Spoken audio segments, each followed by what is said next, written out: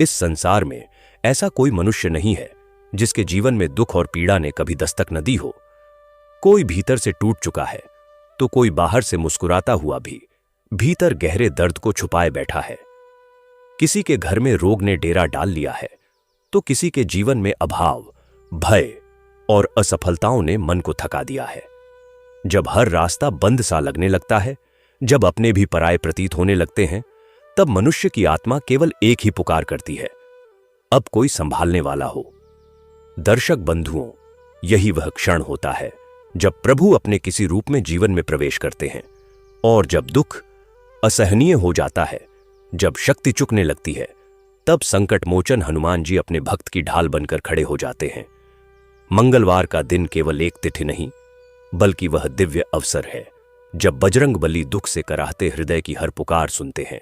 शास्त्रों में कहा गया है कि मंगलवार के दिन यदि कोई मनुष्य अपने दुखों, अपनी पीड़ाओं और अपनी असहायता के साथ हनुमान जी की कथा को श्रद्धा से सुन ले, तो उसके जीवन की सबसे भारी पीड़ा भी धीरे धीरे हल्की होने लगती है। हनुमान जी उस भक्त को नहीं छोड़ते जो दुख में भी प्रभु का नाम नहीं त्यागता। वे उस टूटे हुए मनुष्य के साथ खड़े होते हैं जिसे संसार ने कमजोर समझ लिया होता है।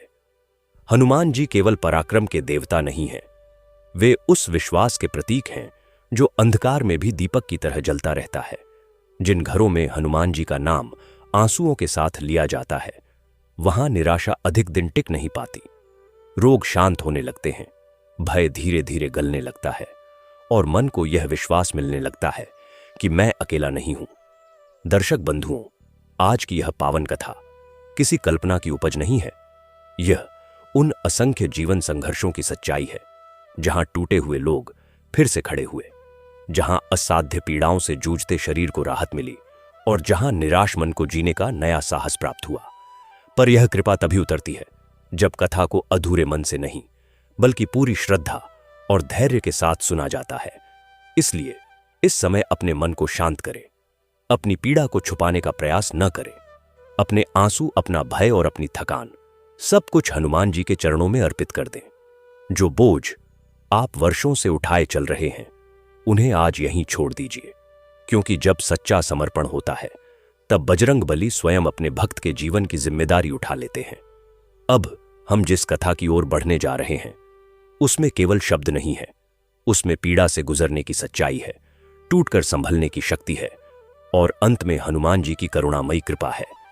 परंतु दर्शक बंधुओं, एक अत्यंत आवश्यक बात जान लेना अनिवार्य है। हमारे धर्म ग्रंथों में स्पष्ट कहा गया है कि मंगलवार के दिन हनुमान जी से जुड़ी कोई भी कथा या व्रत यदि बीच में छोड़ दिया जाए तो उसका प्रभाव अधूरा रह जाता है। मंगलवार व्रत केवल बाहरी नियम नहीं है, यह मन की स्थिरता, विश्वास की गहराई और धैर्य की परीक्षा है। अधूरी कथा मन में संशय छोड़ देती है और संशय श्रद्धा को कमजोर कर देता है।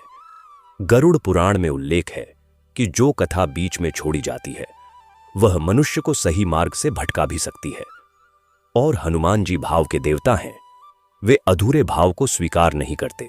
इसीलिए आपसे विनम्र प्रार्थना है कि इस पावन कथा को अंत तक अवश्य सुने। संभव है कथा का कोई एक प्रसंग आपके भीतर छुपे दुख को बाहर निकाल दे, कोई एक वाक्य आपके रोग से जूझते मन को शक्ति दे दे, या कोई एक सीख आपको उस अंधकार से बाहर ले आए जहां आप बहुत समय से फंसे हुए हैं। मंगलवार व्रत की कथा पूरी श्रद्धा से सुनने वाले के जीवन में संकट टिक नहीं पाते। पीड़ा धीरे धीरे शांत होने लगती है और मन में यह दृढ़ विश्वास जन्म लेता है कि हनुमान जी साथ हैं। और यदि आप स्वयं को सनातन धर्म का अनुयायी मानते हैं तो यह आपका कर्तव्य भी है कि ऐसी पावन कथाओं को उन लोगों तक पहुंचाए जो इस समय दुख और पीड़ा से गुजर रहे हैं। हो सकता है आपकी साझा की गई यह कथा किसी टूटे हुए हृदय को फिर से जीने का साहस दे दे। इसीलिए इस वीडियो को लाइक करें, इसे अधिक से अधिक लोगों तक पहुंचाएं और हमारे चैनल सनातन आराध्या को सब्सक्राइब करना न भूलें, ताकि हनुमान जी की कृपा और धर्म से जुड़ी ऐसी सच्ची कथाएं आपको निरंतर मिलती रहे। तो आइए दर्शक बंधुओं, अपने दुखों के साथ, अपनी पीड़ा के साथ और पूर्ण विश्वास के साथ मंगलवार व्रत की इस पावन कथा की ओर बढ़ते हैं। जय श्री राम, जय संकट मोचन हनुमान। बहुत समय पहले की बात है। एक समृद्ध और शक्तिशाली राज्य पर राजा विक्रमादित्य का शासन था। राजा विक्रमादित्य वीर, न्यायप्रिय और प्रजा का हित चाहने वाला शासक था। उसके दरबार में अन्याय के लिए कोई स्थान नहीं था और दुखी व्यक्ति को कभी खाली हाथ नहीं लौटाया जाता था। राजा के हृदय में सबसे बड़ा स्थान भगवान हनुमान का था। वह प्रतिदिन प्रातः ब्रह्म मुहूर्त में उठकर स्नान करता, फिर एकांत में बैठकर हनुमान जी की पूजा करता। सिंदूर, चोला, घी का दीपक और राम नाम का जाप उसके जीवन का अभिन्न हिस्सा था। वह मानता था कि उसकी शक्ति, उसका वैभव और उसका राज्य सब कुछ हनुमान जी की कृपा से ही है। राजा की पत्नी रानी सुलेखन अत्यंत रूपवती, बुद्धिमान और धर्मपरायण स्त्री थी। वह महल की शोभा ही नहीं बल्कि राजा के जीवन का संतुलन भी थी। जहां राजा कठोर निर्णय लेता, वहीं रानी सुलेखन करुणा और ममता से उसे सही मार्ग दिखाती। रानी भी हनुमान जी में अटूट विश्वास रखती थी और अपने बच्चों को सदैव विनम्रता और सेवा का पाठ पढ़ाती रहती थी। राजा और रानी के 2 पुत्र थे। दोनों राजकुमार बुद्धि, बल और ऐश्वर्य से भरपूर थे, परंतु दुर्भाग्य से उनके हृदय में घमंड ने घर कर लिया था। उन्हें अपने राजपद, अपनी शक्ति और अपने वैभव पर अत्यधिक अभिमान था। वे अपने आप को सबसे श्रेष्ठ समझते और दूसरों को तुच्छ मानते। दरबार के सेवक हों या साधारण प्रजा, वे किसी से भी मधुर वाणी में बात नहीं करते। उनके शब्दों में कटुता और व्यवहार में अहंकार साफ झलकता था। राजा विक्रमादित्य यह सब देखता था और उसका हृदय पीड़ा से भर उठता था। वह कई बार अपने पुत्रों को समझाने का प्रयास करता, उन्हें बताता कि घमंड मनुष्य को भीतर से खोखला कर देता है और विनम्रता ही सच्ची शक्ति है। वह हनुमान जी के उदाहरण देता, जो अपार बल के स्वामी होकर भी राम के दास कहलाने में गर्व महसूस करते थे। परंतु राजकुमारों पर इन बातों का कोई प्रभाव नहीं पड़ता। वे मन ही मन सोचते कि पिता पुरानी सोच के हैं और यह संसार शक्ति से चलता है, भक्ति से नहीं। समय बीतता गया। एक दिन राज्य पर भयंकर संकट आ पड़ा। पड़ोसी राज्य के आक्रमणकारी राजा ने अचानक हमला कर दिया। चारों ओर हाहाकार मच गया। प्रजा भयभीत थी, सैनिकों में भी घबराहट फैल गई। राजा विक्रमादित्य ने स्वयं सेना का नेतृत्व करने का निर्णय लिया। युद्ध अत्यंत भयानक था।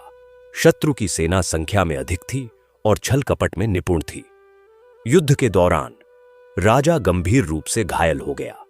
यह समाचार जैसे ही महल पहुंचा, रानी सुलेखन का हृदय कांप उठा। उसने तुरंत हनुमान जी के सामने दीप जलाया और अश्रुपूर्ण नेत्रों से प्रार्थना करने लगी। उधर राजकुमारों को जब यह पता चला कि पिता जीवन और मृत्यु के बीच झूल रहे हैं, तब पहली बार उनके हृदय में भय ने स्थान लिया। उन्हें अपनी शक्ति और घमंड सब व्यर्थ प्रतीत होने लगे। युद्ध भूमि में पहुंचकर उन्होंने देखा कि पिता घायल अवस्था में पड़े हैं और चारों ओर पराजय का वातावरण है। उस क्षण उन्हें पहली बार अपनी सीमाओं का आभास हुआ। राजा विक्रमादित्य ने कमजोर स्वर में अपने पुत्रों को पास बुलाया। उसने कहा कि राज्य और शक्ति सदा स्थायी नहीं होती, परंतु भक्ति और विनम्रता मनुष्य को हर संकट से उबार लेती है। उसने उन्हें हनुमान जी का स्मरण करने को कहा। इतना कहकर राजा मूर्छित हो गया। राजकुमारों की आंखों से अश्रु बहने लगे। उनके भीतर का घमंड टूटने लगा और स्थान ले लिया पश्चाताप ने। उस रात राजकुमार युद्धभूमि के एक कोने में बैठकर पहली बार सच्चे मन से हनुमान जी को पुकारने लगे। उन्होंने अपने अहंकार के लिए क्षमा मांगी और पिता के जीवन की रक्षा की प्रार्थना की। उनकी पुकार में बनावट नहीं, सच्चा दुख और भय था। कहा जाता है कि जहां सच्ची भक्ति होती है, वहां हनुमान जी अवश्य पहुंचते हैं। उसी रात जैसे ही भोर की पहली किरण फूटी, युद्ध का पासा पलट गया। शत्रु सेना में अचानक भगदड़ मच गई और वे पराजित होकर लौट गए। राजा विक्रमादित्य की अवस्था भी धीरे धीरे सुधरने लगी। वैद्य आश्चर्यचकित थे कि इतनी गंभीर चोटों के बाद भी राजा कैसे जीवित है। राजा ने आंखें खोलते ही हनुमान जी का नाम लिया। महल में खुशी की लहर दौड़ गई। रानी सुलेखन की आंखों से कृतज्ञता के आंसू बह निकले। इस घटना ने राजकुमारों का जीवन बदल दिया। उन्होंने समझ लिया कि घमंड मनुष्य को अंधा कर देता है और दुख ही उसे सच्चा ज्ञान देता है। उन्होंने अपने पिता और माता के चरणों में गिरकर क्षमा मांगी और प्रजा से भी अपने व्यवहार के लिए माफी मांगी। अब उनके शब्दों में नम्रता थी और कर्मों में सेवा का भाव। राजा विक्रमादित्य ने हनुमान जी के नाम पर राज्य में सेवा कार्य आरंभ करवाए। दुखी, गरीब और असहाय लोगों की सहायता की जाने लगी। राजकुमार स्वयं इन कार्यों में आगे बढ़कर भाग लेने लगे। वे अब जानते थे कि सच्चा राजा वही होता है जो अपने अहंकार को त्याग कर दूसरों के दुख को अपना दुख समझे। इस प्रकार दुख, पीड़ा और संकट के मार्ग से गुजरकर यह परिवार भक्ति, विनम्रता और सेवा के सच्चे अर्थ को समझ सका। हनुमान जी की कृपा से न केवल राजा का जीवन बचा, बल्कि 2 घमंडी हृदय भी बदल गए। यही इस कथा का सार है कि जब अहंकार टूटता है तभी भक्ति का जन्म होता है, और जहां भक्ति होती है वहां हनुमान जी सदा अपने भक्तों की रक्षा करते हैं। यह तो कथा का संक्षिप्त रूप हुआ। अब हम इसे गहराई और विस्तार से जानेंगे। एक एक पल को, एक एक चरित्र को, एक एक भावना को उकेरेंगे। कथा का आरंभ उस समृद्ध राज्य के वैभव से करते हैं। उसका नाम था धर्मपुरी। धर्मपुरी का नाम ही उसके चरित्र का दर्पण था। यहां के निवासी सुखी और संपन्न थे। नदियां स्वच्छ जल से भरी बहती, खेत हरे भरे लहलहाते, बाजारों में विभिन्न देशों से आए व्यापारी माल बेचते और खरीदते। राजा विक्रमादित्य ने इस समृद्धि को केवल नीति और न्याय से ही स्थापित किया था। उनके महल की बात ही कुछ और थी। श्वेत संगमरमर से बना वह महल सूर्य के प्रकाश में चमकता रहता। महल के बीचों बीच एक विशाल प्रांगण था, जहां हमेशा एक ध्वज लहराता रहता। उस ध्वज पर एक वानर की आकृति थी जो हनुमान जी का प्रतीक थी। यह ध्वज राजा के हृदय में बसे भक्ति का प्रतीक था। राजा विक्रमादित्य का दिन ब्रह्म मुहूर्त में शुरू होता। उस समय आकाश में तारे टिमटिमा रहे होते और पक्षियों की मधुर चहचहाहट गूंज रही होती। वह अपने शयन कक्ष से उठकर सीधे महल के उत्तर दिशा में स्थित एक छोटे से मंदिर में जाते। यह मंदिर उन्होंने स्वयं बनवाया था। इसमें हनुमान जी की एक सुंदर प्रतिमा थी जो सिंदूर से सजी रहती। राजा प्रतिदिन नए वस्त्र और नए सिंदूर से उस प्रतिमा का श्रृंगार करते, फिर घी का दीपक जलाते और धूप अगरबत्ती का धुआं मंदिर में फैल जाता। वह घंटों वहां बैठकर राम नाम का जाप करते। कभी कभी आंखें बंद करके वह हनुमान चालीसा का पाठ करते और उनकी आवाज में इतनी श्रद्धा होती कि सुनने वालों के रोए खड़े हो जाते। उनका मानना था कि हनुमान जी साक्षात उस मंदिर में विराजमान हैं और उनकी हर प्रार्थना सुन रहे हैं। दरबार लगने का समय होता तो राजा मंदिर से निकलकर सिंहासन पर विराजमान होते। सिंहासन भी साधारण नहीं था। उस पर भगवान राम और हनुमान जी की छवि उकेरी गई थी। राजा का न्याय इतना पवित्र था कि प्रजा उन्हें धर्मराज का अवतार मानती थी। एक बार की बात है, एक गरीब ब्राह्मण की जमीन एक धनाढ्य व्यापारी ने हड़प ली थी। ब्राह्मण ने दरबार में फरियाद की। व्यापारी ने चालाकी से सबूत गढ़ लिए थे, पर राजा विक्रमादित्य ने गहन जांच के बाद सत्य का पता लगाया और व्यापारी को दंडित किया। न केवल जमीन ब्राह्मण को लौटाई, बल्कि व्यापारी से जुर्माना वसूल कर ब्राह्मण को दिया। ऐसे अनगिनत उदाहरण थे। रानी सुलेखन की छवि एक देवी के समान थी। उनके कक्ष में हमेशा फूलों की सुगंध रहती। वह स्वयं प्रतिदिन माला जपती और हनुमान जी के भजन गाती थीं। उनके पास एक छोटा सा हारमोनियम था जिस पर वह राग रागिनियों में भजन गाया करती थीं।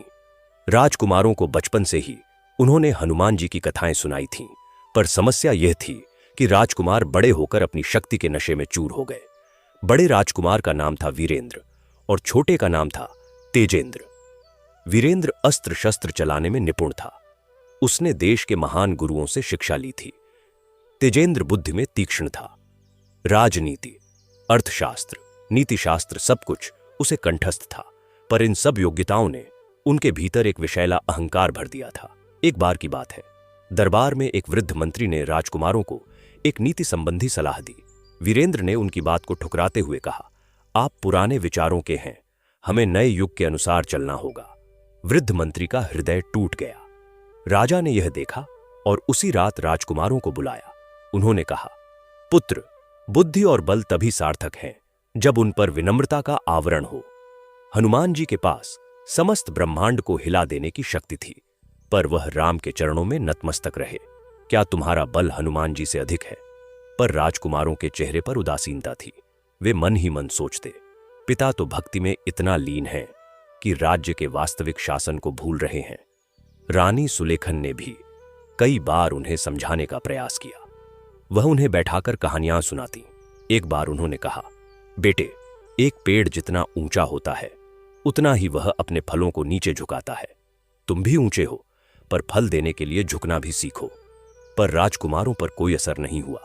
वे अपनी सेना के साथ शिकार पर जाते और निर्दोष जानवरों का शिकार करके अपने बल का प्रदर्शन करते। एक बार उन्होंने एक हिरण का शिकार किया जो अपने बच्चे को दूध पिला रहा था। उस हिरणी की आंखों में आंसू देखकर भी उनके हृदय में दया नहीं जगी। यह बात जब राजा को पता चली तो उन्होंने राजकुमारों को डांटा और कहा, शक्ति का उपयोग रक्षा के लिए होता है, विनाश के लिए नहीं। तुम्हारा यह व्यवहार तुम्हें राजा नहीं, एक अत्याचारी बनाएगा। पर राजकुमार मन मारकर चले गए। उनके मन में पिता के प्रति भी असंतोष पनपने लगा। समय बीतता गया। राजा विक्रमादित्य की ख्याति दूर दूर तक फैल गई। पड़ोसी राज्यों के राजा उनसे मित्रता रखते थे। पर एक राज्य था कालिंगा। वहां का राजा दुर्दांत था। उसका नाम था महिपाल। वह लालची और अत्याचारी था। उसे धर्मपुरी की समृद्धि से ईर्ष्या थी। वह चाहता था कि इस राज्य पर कब्जा कर ले। उसने कई बार छोटे छोटे हमले किए, पर राजा विक्रमादित्य की सेना ने हर बार उसे धूल चटा दी। पर महिपाल हार नहीं मानता था। उसने एक दिन एक चाल चली।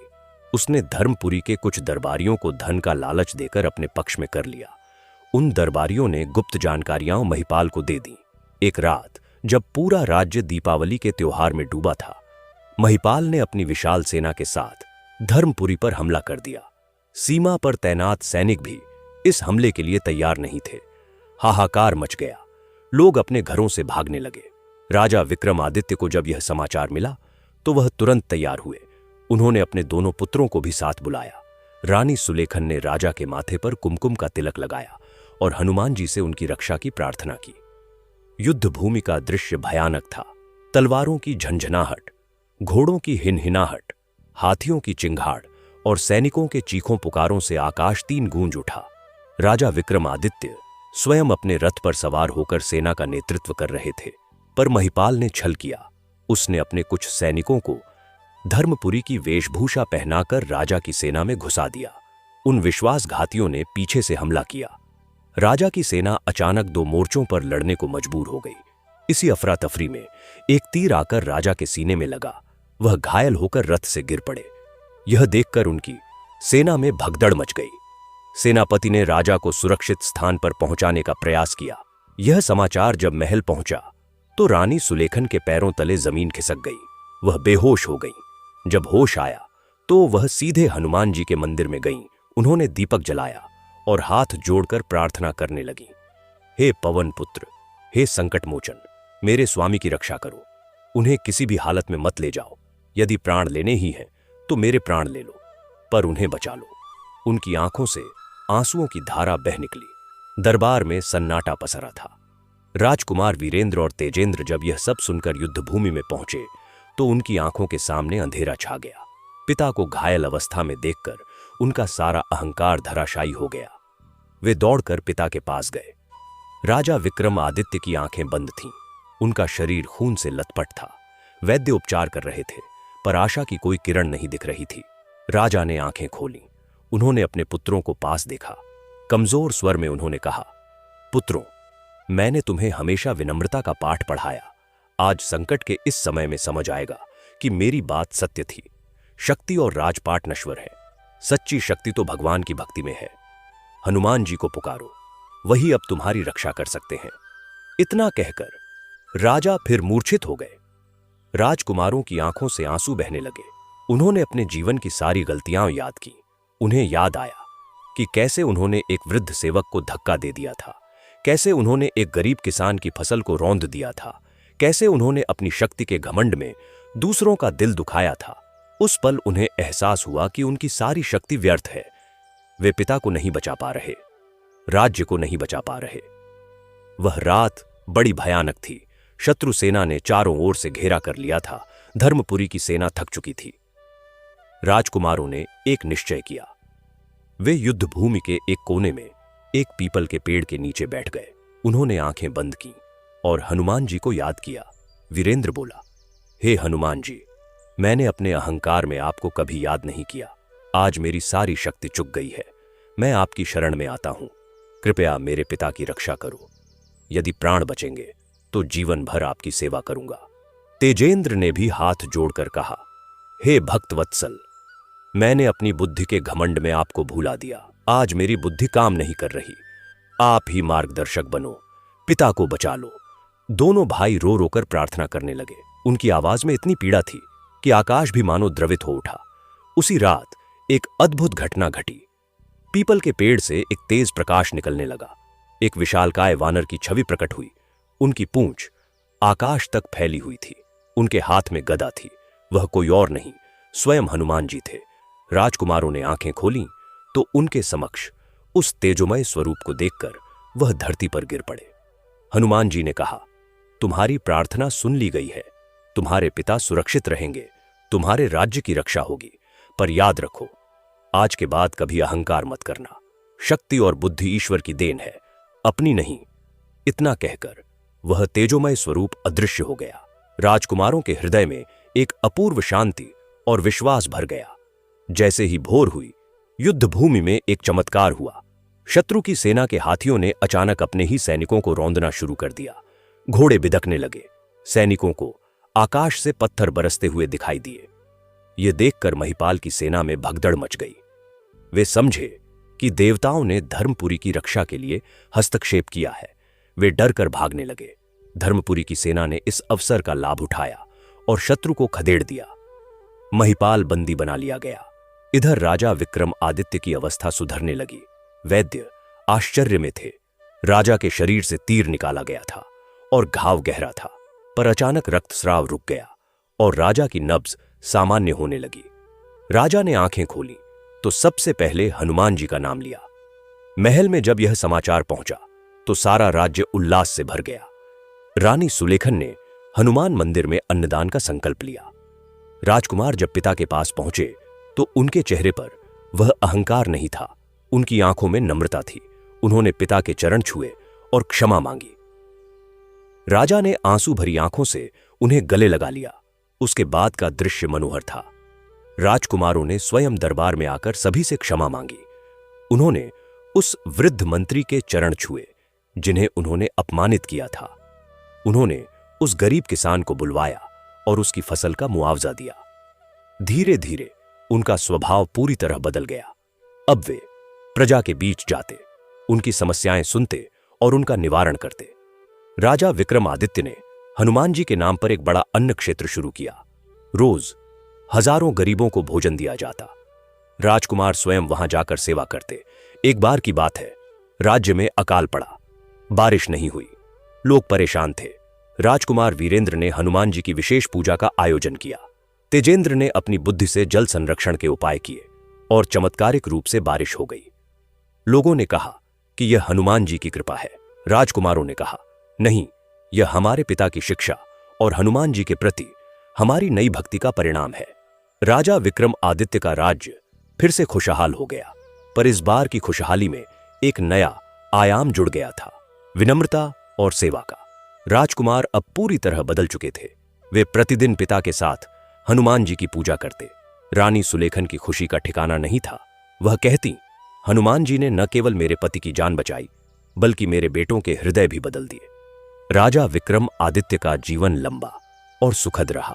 जब वह वृद्ध हुए तो उन्होंने राजपाट अपने पुत्रों को सौंप दिया, पर इस बार उन्हें कोई चिंता नहीं थी। उन्हें विश्वास था कि उनके पुत्र अब सच्चे राजा बन गए हैं। उनके अंतिम समय में उन्होंने अपने पुत्रों को बुलाया और कहा, पुत्रों, मेरी एक ही इच्छा है कि तुम हनुमान जी की भक्ति और प्रजा की सेवा से कभी विमुख न होना। यही सच्चा राजधर्म है। ऐसा कहकर उन्होंने हनुमान जी का नाम लिया और शरीर त्याग दिया। पूरा राज्य शोक में डूब गया, पर राजकुमार, अब राजा वीरेंद्र और राजा तेजेंद्र ने पिता की शिक्षा को आगे बढ़ाया।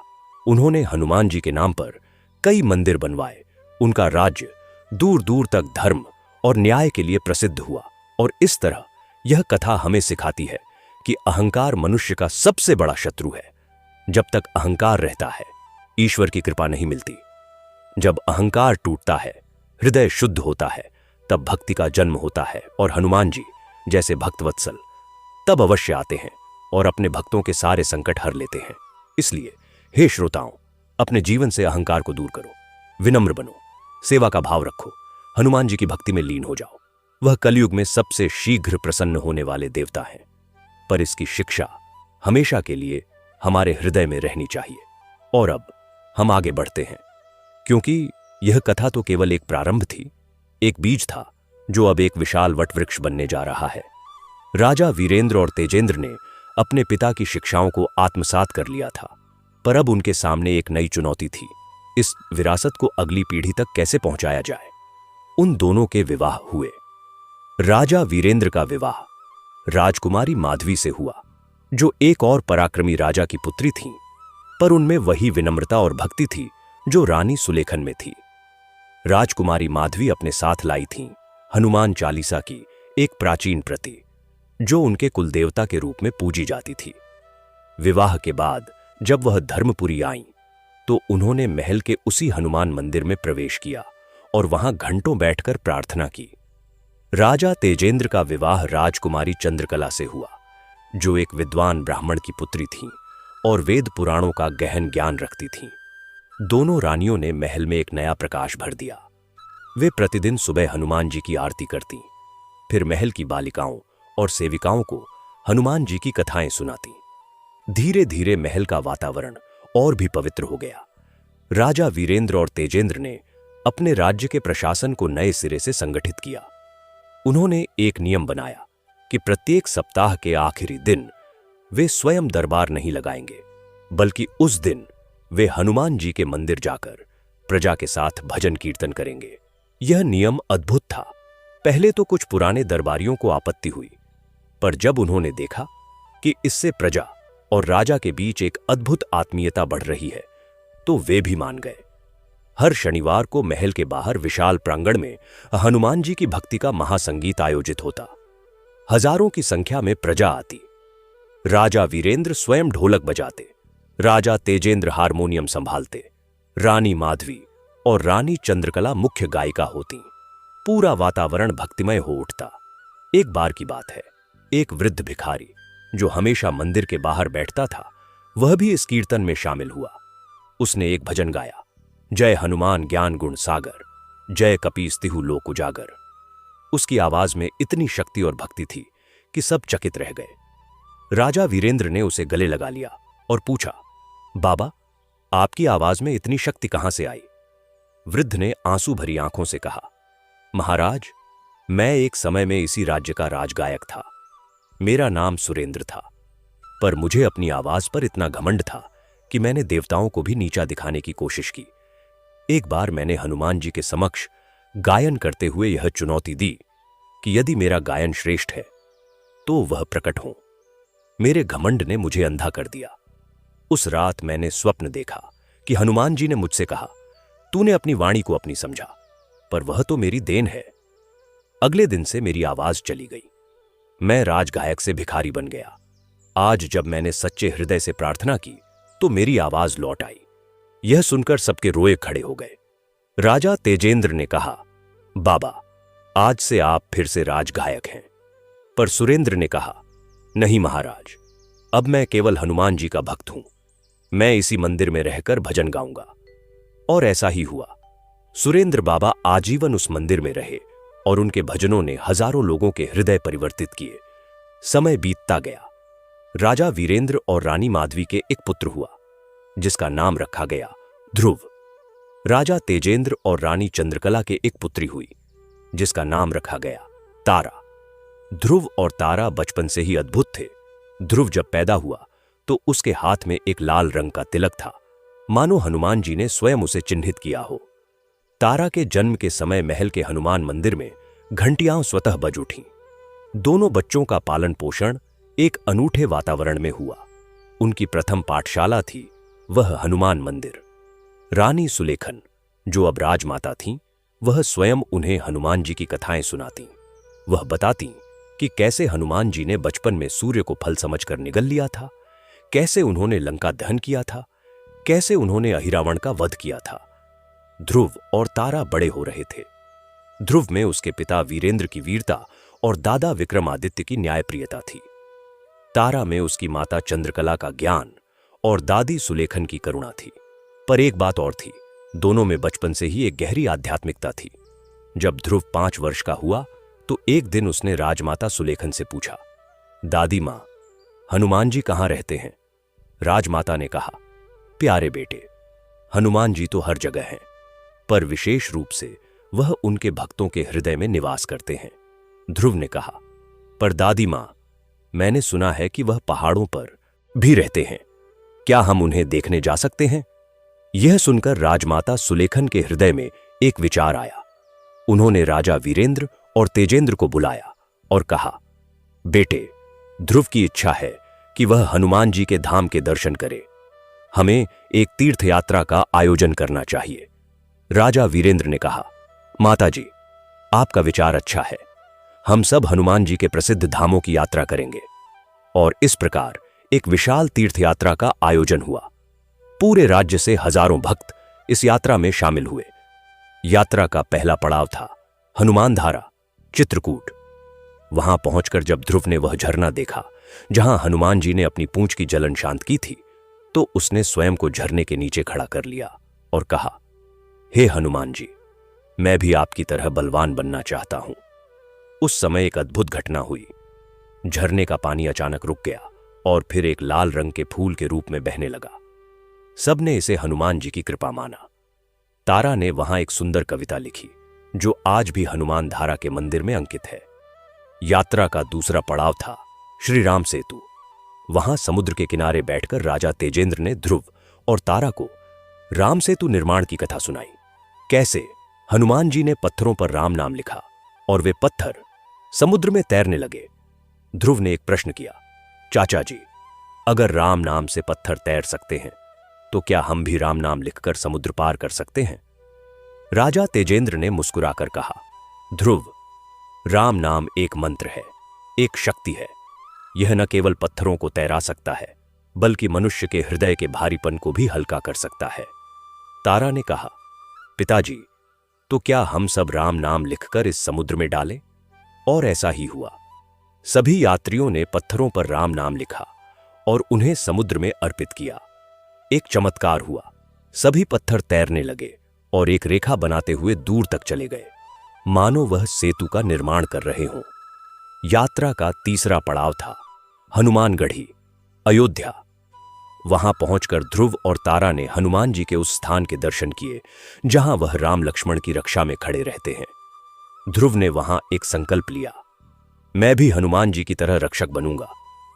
तारा ने संकल्प लिया, मैं हनुमान जी की तरह सेवा करूंगी। यात्रा के दौरान कई और चमत्कारी घटनाएं घटीं। एक बार रास्ते में एक भयंकर तूफान आया, सब डर गए। तभी ध्रुव ने हनुमान चालीसा का पाठ शुरू किया।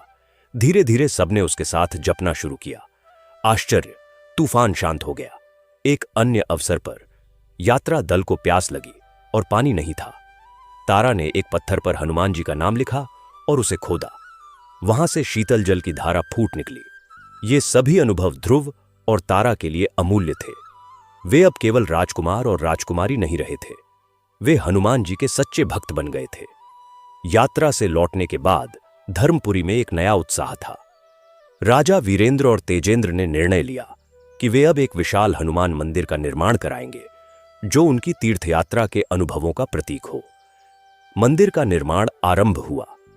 राज्य के सर्वश्रेष्ठ शिल्पकारों को बुलाया गया, पर मंदिर के गर्भगृह की मूर्ति के लिए एक विशेष पत्थर की आवश्यकता थी। कहां से लाए वह पत्थर?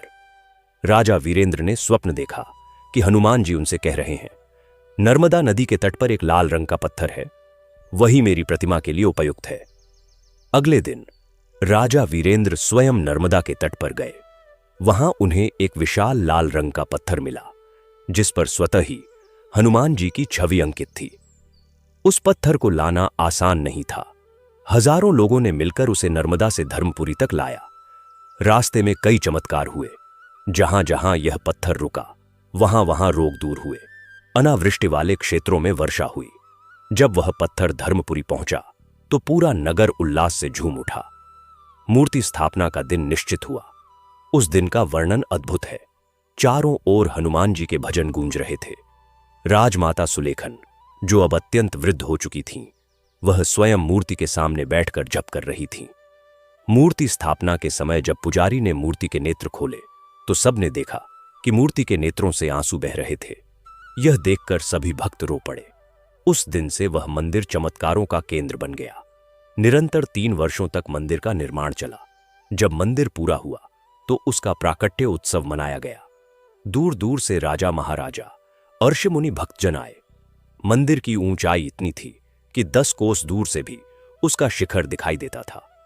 मंदिर के गर्भगृह में हनुमान जी की विशाल मूर्ति थी, जिसके एक हाथ में गदा थी और दूसरा हाथ भक्तों को आशीर्वाद देने की मुद्रा में था। मूर्ति के चरणों में श्री राम सीता विराजमान थे। मंदिर की दीवारों पर पूरी रामायण और हनुमान जी के चरित्र की कथा उकेरी गई थी। ध्रुव और तारा अब युवा हो चले थे। ध्रुव 18 वर्ष का हो गया था और तारा 16 वर्ष की। दोनों ने मंदिर के निर्माण में सक्रिय भूमिका निभाई थी। ध्रुव शिल्पकारों के साथ काम करता, पत्थर ढोता। तारा मंदिर की दीवारों पर चित्रकारी में मदद करती, भोजन व्यवस्था देखती। एक दिन ध्रुव ने अपने पिता राजा वीरेंद्र से कहा, पिताजी, मैं इस मंदिर में हनुमान जी की सेवा करना चाहता हूं। मैं यहां का मुख्य पुजारी बनना चाहता हूं। यह सुनकर राजा वीरेंद्र चकित रह गए। उन्होंने कहा, पुत्र, तुम तो राजकुमार हो, अगला राजा, तुम पुजारी कैसे बन सकते हो? ध्रुव ने कहा, पिताजी, हनुमान जी ने भी तो राजकुमार होते हुए भी राम जी का दास बनना स्वीकार किया। मैं भी उनकी सेवा करना चाहता हूं। राजपाट तो मेरे चाचा तेजेंद्र का पुत्र संभाल लेगा। इसी प्रकार तारा ने भी अपने पिता राजा तेजेंद्र से कहा, पिताजी, मैं इस मंदिर में आने वाले भक्तों की सेवा करना चाहती हूं। मैं यहां रहकर भजन कीर्तन और भक्तों के भोजन की व्यवस्था करूंगी। राजा तेजेंद्र ने कहा, बेटी, तुम्हारा विवाह तो होना है। तारा ने कहा, पिताजी, मैंने तो हनुमान जी को ही अपना पति मान लिया है। यह सुनकर सबको आश्चर्य हुआ, पर राजमाता सुलेखन मुस्कुराई। उन्होंने कहा, मेरे पोते पोती ने सच्चा मार्ग चुन लिया है। हनुमान जी की सेवा से बड़ा कोई राजपाट नहीं है। और इस प्रकार ध्रुव मंदिर का मुख्य पुजारी बना और तारा मंदिर की सेविका। दोनों ने अपना संपूर्ण जीवन हनुमान जी की सेवा में अर्पित कर दिया। ध्रुव ने हनुमान जी की पूजा का एक नया विधान बनाया। प्रतिदिन सुबह 4 बजे मंदिर के द्वार खुलते। सबसे पहले ध्रुव स्वयं स्नान करके हनुमान जी की मूर्ति का अभिषेक करता, फिर सिंदूर चढ़ाता। उसके बाद विशेष भजन गाए जाते। तारा मंदिर के प्रांगण में भक्तों के लिए भोजन की व्यवस्था करती। वह स्वयं रसोई में जाकर भोजन बनाती। धीरे धीरे यह मंदिर दूर दूर तक प्रसिद्ध हो गया। एक बार की बात है, एक कुष्ठ रोगी मंदिर में आया। उसका शरीर घावों से भरा था। लोग उससे दूर भागते थे, पर तारा ने उसे गले लगा लिया और कहा, भाई, हनुमान जी तुम्हारे सारे रोग दूर कर देंगे। उसे मंदिर के एक कक्ष में रखा गया। ध्रुव ने हनुमान जी से प्रार्थना की। रात को सबने स्वप्न देखा कि हनुमान जी उस कुष्ठ रोगी के पास खड़े हैं और अपने हाथ से उसके घावों को सहला रहे हैं। अगले दिन सुबह जब सब उठे तो वह कुष्ठ रोगी पूरी तरह स्वस्थ था। उसके शरीर पर एक भी घाव नहीं था। यह चमत्कार सुनकर हजारों लोग मंदिर में आने लगे। एक अन्य अवसर पर राज्य में भयंकर सूखा पड़ा। नदियां सूख गईं, कुएं सूख गए। लोग प्यास से तड़पने लगे। ध्रुव ने हनुमान जी से प्रार्थना की, हे पवन पुत्र, आप ही पानी ले आइए। उसने मंदिर के बाहर एक यज्ञ किया। तारा ने सभी भक्तों से कहा कि वे हनुमान जी का नाम जपें। 3 दिन और 3 रात तक निरंतर जप होता रहा। तीसरी रात को आकाश में बादल छा गए और मूसलाधार वर्षा हुई। पूरा राज्य हरा भरा हो गया। लोगों ने कहा कि यह हनुमान जी की कृपा है। समय बीतता गया। राजमाता सुलेखन अब बहुत वृद्ध हो चुकी थीं। एक दिन उन्होंने ध्रुव और तारा को बुलाया और कहा, बच्चों, मेरा समय पूरा हो रहा है। मैंने तुम्हें हनुमान जी की सेवा करते देख लिया। अब मैं शांति से जा सकती हूं। ध्रुव और तारा रो पड़े। राजमाता ने कहा, मत रो।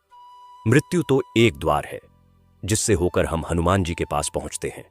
मैं तुमसे एक वचन चाहती हूं, इस मंदिर की सेवा निरंतर करते रहना। दोनों ने वचन दिया। उसी रात राजमाता सुलेखन ने हनुमान जी का नाम लेते हुए शरीर त्याग दिया। पूरा राज्य शोक में डूब गया, पर उनकी अंतिम इच्छा थी कि उनकी चिता की राख मंदिर के प्रांगण में बिखेर दी जाए, ताकि वह हमेशा हनुमान जी के धाम में रह सके। राजा वीरेंद्र और तेजेंद्र ने भी अब राजकाज से विरक्त होकर मंदिर की सेवा में लगने का निर्णय लिया। उन्होंने अपना उत्तराधिकार अपने अन्य पुत्रों को सौंप दिया और स्वयं मंदिर में रहकर भक्ति करने लगे। ध्रुव और तारा अब मंदिर के मुख्य आचार्य बन गए थे। उन्होंने हनुमान जी की भक्ति का एक नया संप्रदाय शुरू किया, जिसमें सेवा, भक्ति और ज्ञान का समन्वय था। इस संप्रदाय में सभी जाति धर्म के लोग शामिल हो सकते थे। एक बार एक मुस्लिम सूफी संत मंदिर में आए। उनका नाम था सैयद बाबा। वह हनुमान जी के भक्त थे। उन्होंने कहा, हनुमान तो एक महान सेवक हैं, उनकी सेवा भावना सभी को सीखनी चाहिए। ध्रुव ने उनका स्वागत किया और उन्हें मंदिर में ही रहने दिया। सैयद बाबा ने हनुमान जी पर कई भजन लिखे जो आज भी गाए जाते हैं। इस प्रकार यह मंदिर सभी धर्मों के मिलन का केंद्र बन गया। वर्षों बीत गए। ध्रुव और तारा अब वृद्ध हो चले थे, पर उनकी भक्ति में कोई कमी नहीं आई थी। एक दिन ध्रुव ने तारा से कहा, बहन, हमने अपना संपूर्ण जीवन हनुमान जी की सेवा में लगा दिया। अब मुझे लगता है कि हमारा कार्य पूरा हो गया है। तारा ने कहा, भैया, हां, हमने वह वचन पूरा कर दिया जो हमने दादी मां को दिया था। अब हम भी हनुमान जी के चरणों में जाने के लिए तैयार हैं। उसी रात दोनों ने हनुमान जी की विशेष आरती की। आरती के बाद दोनों मंदिर के गर्भगृह में बैठ गए और हनुमान चालीसा का पाठ करने लगे। जैसे जैसे पाठ चल रहा था, मंदिर में एक तेज प्रकाश फैलने लगा। भक्तों ने देखा कि हनुमान जी की मूर्ति से दो स्वर्णिम प्रकाश की किरणें निकलकर ध्रुव और तारा में समा गईं, और फिर दोनों ने शांतिपूर्वक शरीर त्याग दिया। उनकी समाधि मंदिर के प्रांगण में बनाई गई। आज भी लोग उनकी समाधि पर आकर प्रार्थना करते हैं, और इस प्रकार यह कथा हमें सिखाती है कि भक्ति का मार्ग ही सबसे श्रेष्ठ मार्ग है। हनुमान जी उन सभी पर कृपा करते हैं जो सच्चे हृदय से उन्हें पुकारते हैं। यह कथा यहीं समाप्त नहीं होती, क्योंकि भक्ति की धारा कभी समाप्त नहीं होती। आज भी धर्मपुरी में वह मंदिर खड़ा है और हजारों भक्त वहां आकर हनुमान जी के दर्शन करते हैं। ध्रुव और तारा की 7वीं पीढ़ी अभी भी उस मंदिर की सेवा कर रही है और हनुमान जी की कृपा सदैव बनी हुई है। तो हे श्रोताओं, इस कथा से प्रेरणा लेकर हनुमान जी की भक्ति में लीन हो जाओ, उनका नाम जपो, उनकी कथा सुनो। आज भी धर्मपुरी में वह मंदिर खड़ा है और हजारों भक्त वहां आकर हनुमान जी के दर्शन करते हैं। ध्रुव और तारा की 7वीं पीढ़ी अभी भी उस मंदिर की सेवा कर रही है, पर कथा यहीं नहीं रुकती।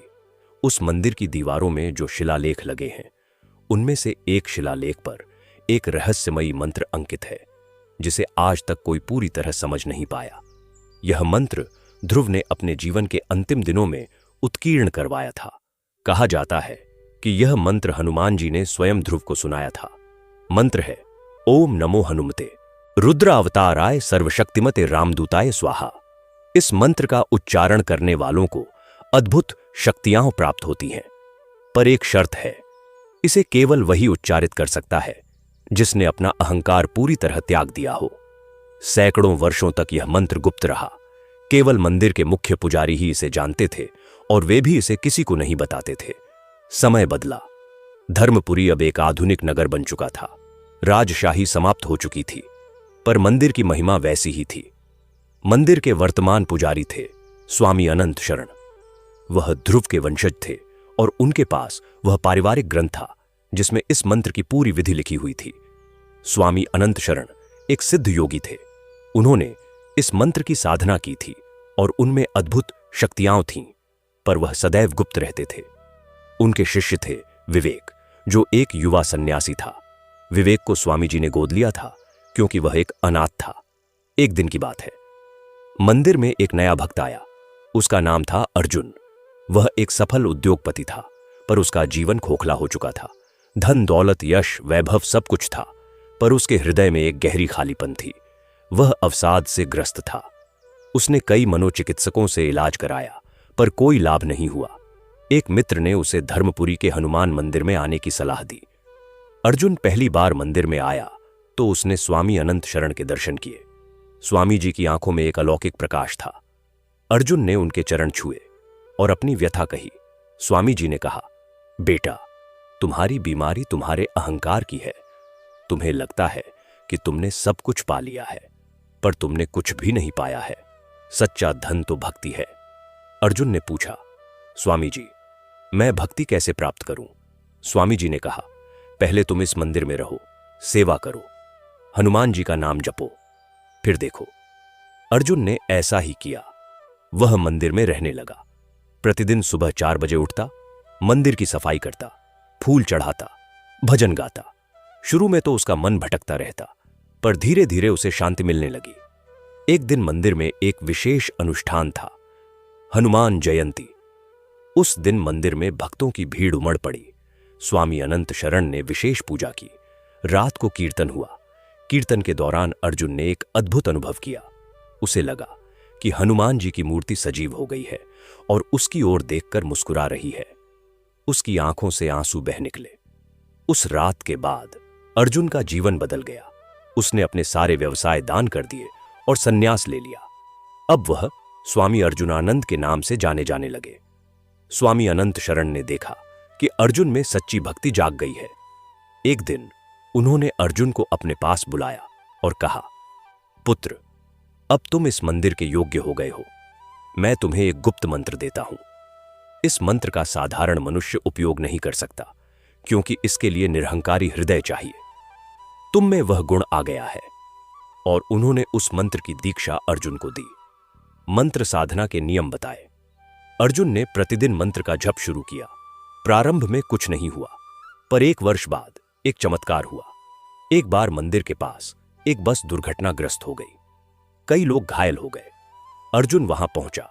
उसने देखा कि एक बच्चा गंभीर रूप से घायल है और उसका रक्तस्राव रुक नहीं रहा है। अर्जुन ने तत्काल उस मंत्र का जप शुरू किया और अपना हाथ बच्चे के सिर पर रख दिया। आश्चर्य! रक्तस्राव रुक गया और बच्चे ने आंखें खोल दी। लोगों ने इसे चमत्कार माना, पर अर्जुन जानता था कि यह हनुमान जी की कृपा है। इस घटना के बाद अर्जुन की ख्याति फैल गई। लोग उसे चमत्कारी साधु मानने लगे, पर अर्जुन ने कभी अपनी शक्तियों का प्रदर्शन नहीं किया। वह सदैव कहता, यह सब हनुमान जी की कृपा है, मेरी कोई शक्ति नहीं। समय बीता। स्वामी अनंत शरण वृद्ध हो चले थे। एक दिन उन्होंने अर्जुन को बुलाकर कहा, पुत्र, अब मेरा समय पूरा हो रहा है। मैं तुम्हें इस मंदिर का अगला मुख्य पुजारी बनाता हूं। इस मंत्र और इस मंदिर की रक्षा करना। अर्जुन ने आंसू भरी आंखों से कहा, गुरुदेव, मैं इस योग्य नहीं हूं। स्वामी अनंत शरण ने कहा, तुम योग्य हो, और एक बात याद रखना, इस मंत्र का उपयोग केवल दूसरों की भलाई के लिए करना, कभी अपने लिए नहीं। कुछ दिनों बाद स्वामी अनंत शरण ने समाधि ले ली। अब अर्जुन मंदिर के मुख्य पुजारी थे। उन्होंने मंदिर का विस्तार किया, एक बड़ा अस्पताल बनवाया, एक विद्यालय खोला, एक अनाथालय स्थापित किया। मंदिर अब केवल पूजा अर्चना का स्थान नहीं रहा, बल्कि सेवा का एक विशाल केंद्र बन गया। एक दिन एक विदेशी पर्यटक मंदिर में आया। उसका नाम था जॉन। वह एक वैज्ञानिक था। उसने मंदिर के चमत्कारों के बारे में सुना था और वह इसे ढोंग समझता था। वह अर्जुन से मिला और कहा, स्वामी जी, मैंने सुना है कि आप चमत्कार करते हैं। क्या आप मेरे सामने कोई चमत्कार दिखा सकते हैं? अर्जुन मुस्कुराए और कहा, भाई, मैं कोई चमत्कार नहीं दिखाता। हनुमान जी की कृपा से कुछ घटनाएं घटती हैं, पर वह प्रदर्शन के लिए नहीं होती। जॉन ने कहा, तो फिर लोग झूठ बोलते हैं? अर्जुन ने कहा, नहीं, लोग सच बोलते हैं, पर तुम्हें विश्वास करने के लिए प्रमाण चाहिए। क्या प्रकृति के नियमों को समझने के लिए तुम्हें हर बार प्रमाण चाहिए? क्या तुम हवा को देख सकते हो, पर तुम्हें पता है कि वह है? ऐसे ही भगवान है। जॉन संतुष्ट नहीं हुआ। वह मंदिर में ही रुक गया। वह प्रतिदिन अर्जुन को देखता। उसने देखा कि अर्जुन प्रतिदिन 20 घंटे काम करते हैं, बिना थके, बिना रुके। वह रोगियों की सेवा करते हैं, भक्तों को आशीर्वाद देते हैं, मंदिर का प्रबंधन देखते हैं। जॉन ने एक दिन पूछा, स्वामी जी, आप में इतनी ऊर्जा कहां से आती है? अर्जुन ने कहा, भक्ति से। जब तुम भगवान के लिए काम करते हो तो वह तुम्हें शक्ति देते हैं। एक दिन मंदिर में एक भयंकर घटना घटी। एक आतंकवादी समूह ने मंदिर में बम रख दिया। सैकड़ों भक्त मंदिर में थे। बम का पता चला तो हड़कंप मच गया। अर्जुन शांत रहे। उन्होंने सबको शांत कराया और स्वयं बम के पास गए। उन्होंने हनुमान जी का नाम लिया और उस मंत्र का जप शुरू किया। फिर उन्होंने बम को अपने हाथ में उठाया और मंदिर से बाहर ले गए। बम फटना था, पर नहीं फटा। जब बम निरोधक दल ने उसे जांचा तो पाया कि बम का तंत्र अचानक निष्क्रिय हो गया था। यह देखकर जॉन का हृदय परिवर्तित हो गया। उसने अर्जुन के चरण पकड़ लिए और कहा, स्वामी जी, मुझे क्षमा करें, मैं मूर्ख था। अब मैं समझ गया कि ईश्वर है। जॉन ने हिंदू धर्म स्वीकार कर लिया और उसका नाम हुआ जनार्दन। वह भी मंदिर में ही रहने लगा और सेवा करने लगा। अर्जुन अब वृद्ध हो चले थे। उन्होंने जनार्दन को अपना शिष्य बनाया और उसे मंत्र की दीक्षा दी।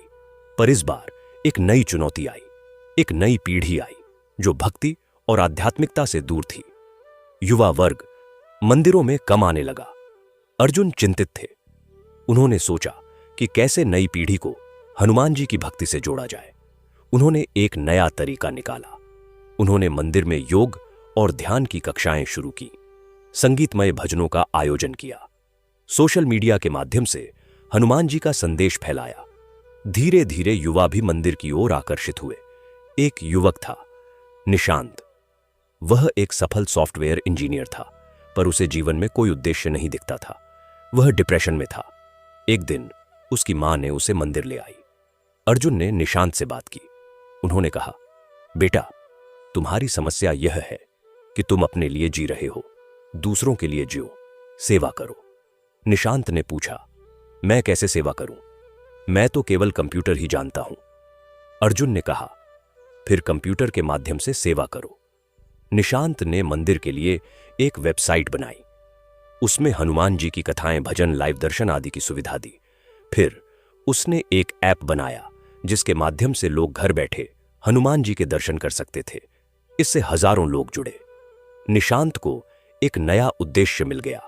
उसने अपनी नौकरी छोड़ दी और पूर्ण रूप से मंदिर की सेवा में लग गया। अर्जुन अब अत्यंत वृद्ध थे। एक दिन उन्होंने सपना देखा कि हनुमान जी उनसे कह रहे हैं, अर्जुन, तुमने अच्छी सेवा की है, अब तुम्हारा कार्य पूरा हुआ, तुम मेरे पास आ सकते हो। अर्जुन ने जनार्दन और निशांत को बुलाया। उन्होंने कहा, मेरा समय आ गया है, अब तुम दोनों इस मंदिर की रक्षा करना। जनार्दन, तुम मंत्र के रक्षक हो। निशांत, तुम इस मंदिर को नई पीढ़ी से जोड़ो। दोनों रो पड़े। अर्जुन ने कहा, मत रो, मृत्यु तो एक नए जन्म का प्रारंभ है। मैं हनुमान जी के धाम में जा रहा हूं। उसी रात अर्जुन ने हनुमान जी का नाम लेते हुए शरीर त्याग दिया। उनकी समाधि मंदिर प्रांगण में बनाई गई। आज भी लोग उनकी समाधि पर आकर प्रार्थना करते हैं। जनार्दन और निशांत ने मिलकर मंदिर का कार्यभार संभाला। जनार्दन आध्यात्मिक पक्ष देखते थे और निशांत प्रबंधन। उन्होंने मंदिर को और विकसित किया। एक बड़ा शोध केंद्र बनाया जहां प्राचीन योग और आयुर्वेद का अध्ययन होता था। एक संग्रहालय बनाया जहां हनुमान जी से संबंधित प्राचीन ग्रंथ और कलाकृतियां रखी गईं। समय बीतता गया। अब निशांत भी वृद्ध हो चला था। उसका पुत्र आर्यन, जो अमेरिका में पड़ा था, वह भारत लौट आया। आर्यन को बचपन से ही मंदिर से लगाव था। उसने अपना जीवन मंदिर की सेवा में लगाने का निर्णय लिया। निशांत ने आर्यन को मंदिर की परंपराओं से अवगत कराया। आर्यन ने एक नया प्रयोग किया। उसने मंदिर में विज्ञान और आध्यात्मिकता का समन्वय किया। उसने एक प्रयोगशाला बनाई जहां ध्यान और मंत्रों के मनोवैज्ञानिक प्रभावों का अध्ययन किया जाता था। इससे दुनिया भर के वैज्ञानिक आकर्षित हुए। एक बार एक अंतर्राष्ट्रीय वैज्ञानिक सम्मेलन मंदिर परिसर में आयोजित हुआ। दुनिया भर के वैज्ञानिकों ने हनुमान मंत्र के प्रभावों पर शोध पत्र प्रस्तुत किए। कई वैज्ञानिकों ने स्वीकार किया कि इस मंत्र के जप से मानसिक शांति मिलती है और शरीर की रोग प्रतिरोधक क्षमता बढ़ती है। इस प्रकार यह मंदिर अब केवल एक धार्मिक स्थल नहीं रहा, बल्कि एक वैज्ञानिक और सांस्कृतिक केंद्र बन गया। और इस प्रकार कथा आगे आगे बढ़ती है। पीढ़ी दर पीढ़ी यह मंदिर हनुमान जी की भक्ति का प्रकाश फैलाता रहता है। हर युग में नई चुनौतियां आती हैं, पर हनुमान जी के भक्त उनका सामना करते हैं। कभी प्राकृतिक आपदाएं आती हैं, कभी सामाजिक संकट आते हैं, कभी आध्यात्मिक संकट आते हैं, पर हनुमान जी की कृपा से सब हल हो जाता है। और इसलिए हे श्रोताओं, यह कथा कभी समाप्त नहीं होती। जब तक सूरज चांद रहेगा, जब तक नदियां बहेंगी, जब तक मनुष्य की श्रद्धा रहेगी, तब तक हनुमान जी की कथा चलती रहेगी। तुम भी इस कथा का हिस्सा बन सकते हो। बस अपने हृदय से अहंकार निकालो और हनुमान जी का नाम लो, वह तुम्हारे सभी संकट हर लेंगे। और इस प्रकार कथा अनंत सागर की तरह बहती चली जाती है। आर्यन अब मंदिर के प्रमुख थे। उनकी पत्नी का नाम था आद्या, जो एक विख्यात शास्त्रीय गायिका थीं। दोनों ने मिलकर मंदिर में संगीतमय भक्ति का एक नया युग प्रारंभ किया। हर शनिवार को मंदिर प्रांगण में होने वाला हनुमान संध्या कार्यक्रम पूरे देश में प्रसिद्ध हो गया। आद्या की आवाज में जब बजरंग बाण का पाठ होता तो श्रोताओं के रोमांचित हो उठते। एक बार एक प्रसिद्ध संगीत निर्देशक ने आद्या को फिल्मों में गाने का प्रस्ताव दिया, पर आद्या ने कहा, मेरी आवाज केवल हनुमान जी के लिए है। आर्यन और आद्या के एक पुत्र हुआ, जिसका नाम रखा गया मारुति। मारुति के जन्म के समय एक अद्भुत घटना हुई। जिस कक्ष में उसका जन्म हुआ, वहां सुबह से ही हनुमान चालीसा का पाठ चल रहा था। जैसे ही बालक ने जन्म लिया, मंदिर की घंटियां स्वयं बज उठीं और पूरे कक्ष में चंपा के फूलों की सुगंध फैल गई। सब जान गए कि यह बालक साधारण नहीं है। मारुति बचपन से ही अलौकिक प्रतिभा का धनी था। 3 वर्ष की आयु में ही उसे हनुमान चालीसा कंठस्थ थी। 5 वर्ष की आयु में वह संस्कृत के श्लोकों की व्याख्या करने लगा। 7 वर्ष की आयु में उसने योग में इतनी निपुणता प्राप्त कर ली कि वह घंटों समाधि में बैठ सकता था। आर्यन और आद्या समझ गए कि मारुति को साधारण शिक्षा की आवश्यकता नहीं है। उन्होंने उसे देश के महान संतों और विद्वानों के सान्निध्य में रखा। मारुति ने वेद, उपनिषद, रामायण, महाभारत का गहन अध्ययन किया। 16 वर्ष की आयु तक वह एक पूर्ण विद्वान बन चुका था। पर उसकी सबसे बड़ी विशेषता थी उसकी विनम्रता। वह कभी अपने ज्ञान पर घमंड नहीं करता था। वह कहता था, यह सब हनुमान जी की कृपा है, मैं तो केवल एक छोटा सा माध्यम हूं। एक दिन मंदिर में एक विदेशी विद्वान आया। वह संस्कृत का प्रोफेसर था और हनुमान जी पर शोध कर रहा था। उसने मारुति से कई कठिन प्रश्न पूछे। मारुति ने सभी के सरल और गहन उत्तर दिए। प्रोफेसर हैरान रह गया। उसने कहा, मैंने 50 वर्ष संस्कृत पढ़ाई है, पर आज एक 16 वर्ष के बालक ने मुझे जो ज्ञान दिया है वह मुझे कहीं नहीं मिला। मारुति ने विनम्रतापूर्वक कहा, सर, ज्ञान की कोई आयु नहीं होती और सच्चा ज्ञान तो भक्ति से आता है। प्रोफेसर ने हिंदू धर्म स्वीकार कर लिया और मंदिर में ही रहकर सेवा करने लगा। मारुति 18 वर्ष का हुआ तो उसने एक महत्वपूर्ण निर्णय लिया। उसने कहा, मैं संपूर्ण देश की यात्रा करूंगा और हनुमान जी के सभी प्रमुख मंदिरों के दर्शन करूंगा। मैं वहां के पुजारियों से मिलूंगा, भक्तों से मिलूंगा और हनुमान जी की भक्ति के विभिन्न रूपों का अध्ययन करूंगा। आर्यन और आद्या ने उसका आशीर्वाद दिया। मारुति ने अपनी यात्रा प्रारंभ की। उसकी पहली मंजिल थी हनुमान धारा, चित्रकूट। वहां उसने देखा कि हजारों भक्त प्रतिदिन झरने के नीचे स्नान करते हैं और हनुमान जी की पूजा करते हैं। वहां के पुजारी ने मारुति को बताया, यहां हनुमान जी ने लंका दहन के बाद अपनी पूंछ की जलन शांत की थी। इस झरने का पानी कभी गर्म नहीं होता, चाहे कितनी भी गर्मी क्यों न हो। मारुति ने वहां 3 दिन तक तपस्या की। तीसरे दिन उसे स्वप्न आया कि हनुमान जी उसे कह रहे हैं, तू सच्चा भक्त है, तेरी यात्रा सफल होगी। दूसरी मंजिल थी श्री राम सेतु। वहां समुद्र के किनारे बैठकर मारुति ने ध्यान किया। उसे अनुभव हुआ कि वह स्वयं हनुमान जी हैं और वह पत्थरों पर राम नाम लिख रहे हैं। यह अनुभव इतना गहरा था कि जब उसने आंखें खोलीं तो उसके सामने कई पत्थर रखे थे जिन पर राम नाम स्वतः अंकित था। तीसरी मंजिल थी हनुमानगढ़ी, अयोध्या। वहां उसने राम जन्मभूमि के दर्शन किए और हनुमान जी के उस स्थान पर बैठकर जप किया जहां वह राम लक्ष्मण की रक्षा में खड़े रहते हैं। हनुमानगढ़ी के पुजारी ने मारुति को एक प्राचीन पांडुलिपि दी जिसमें हनुमान जी की एक अज्ञात उपासना विधि वर्णित थी। चौथी मंजिल थी महावीर मंदिर, पटना। यह वह स्थान है जहां हनुमान जी ने भीम को दर्शन दिए थे। मारुति ने वहां भीम की तपस्या की कथा सुनी और स्वयं भी तपस्या की। 5वीं मंजिल थी बालाजी मंदिर, मेहंदीपुर। यहां हनुमान जी बाल रूप में विराजमान है। मारुति ने वहां की विशेष पूजा विधि सीखी। 6ठी मंजिल थी संकटमोचन मंदिर, वाराणसी।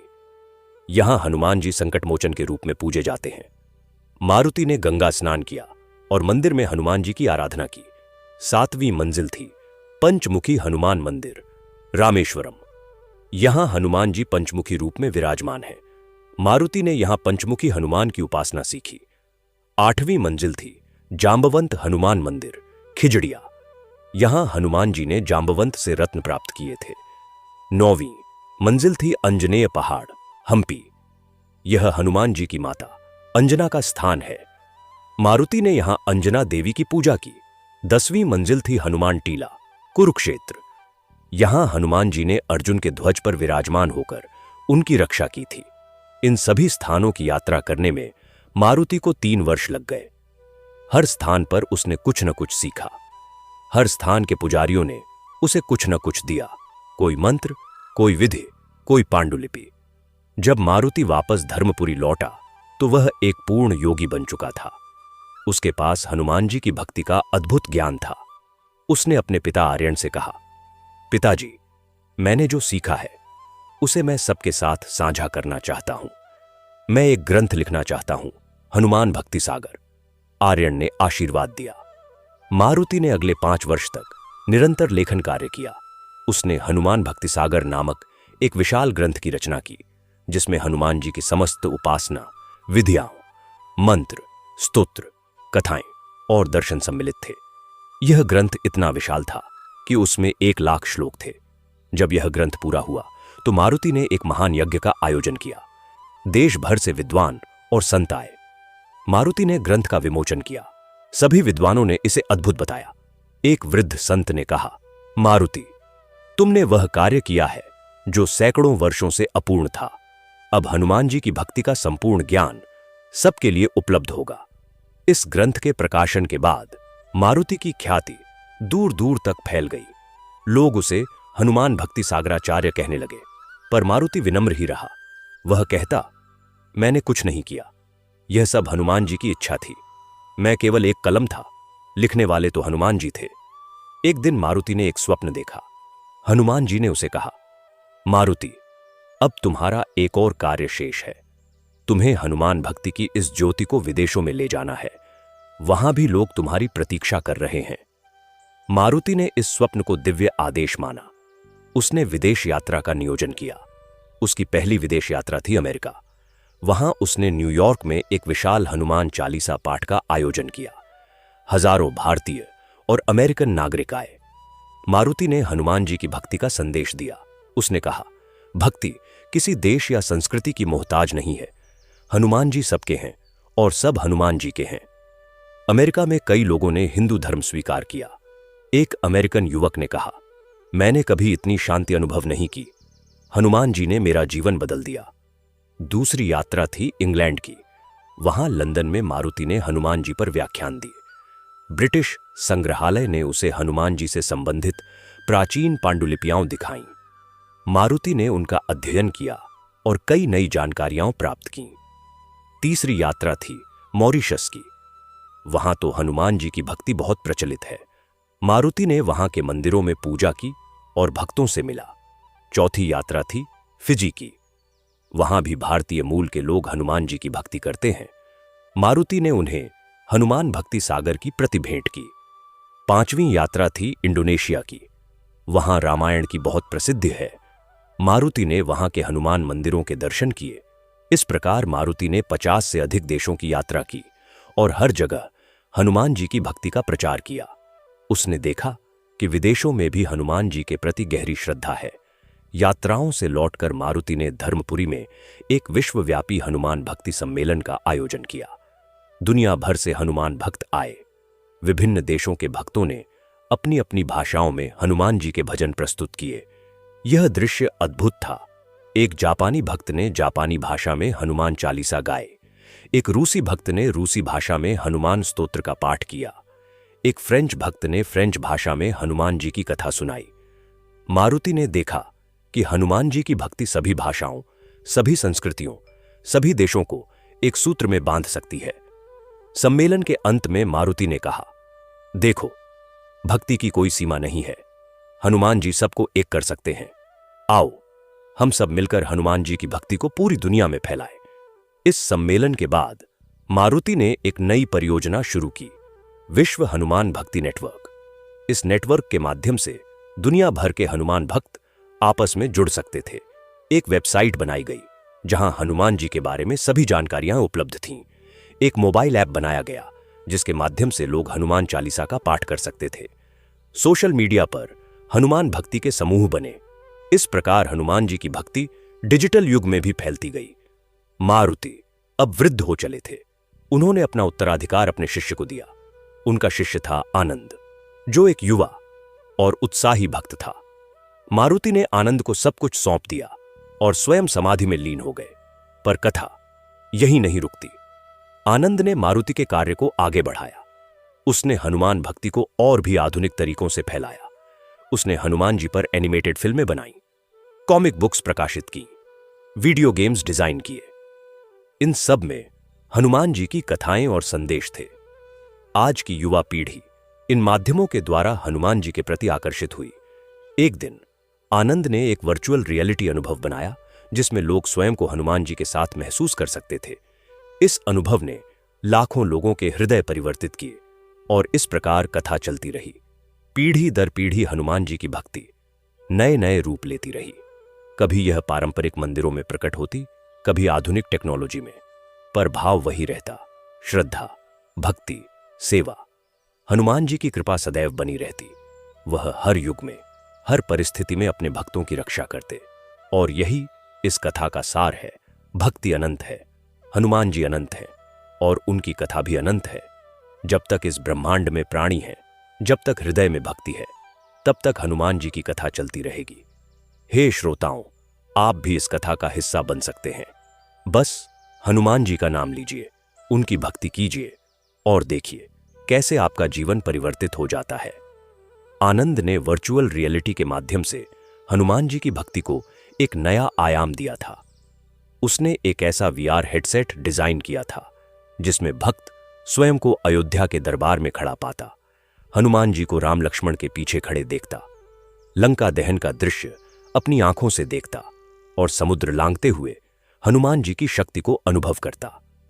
इस तकनीक ने नई पीढ़ी को अभूतपूर्व ढंग से आकर्षित किया। यह कथा यहीं पर समाप्त होती है। तो प्रिय दर्शन बंधु, यह कथा आपको कैसी लगी कमेंट में जरूर बताएं और हमारे चैनल सनातन आराध्या को सब्सक्राइब करना ना भूलें। धन्यवाद।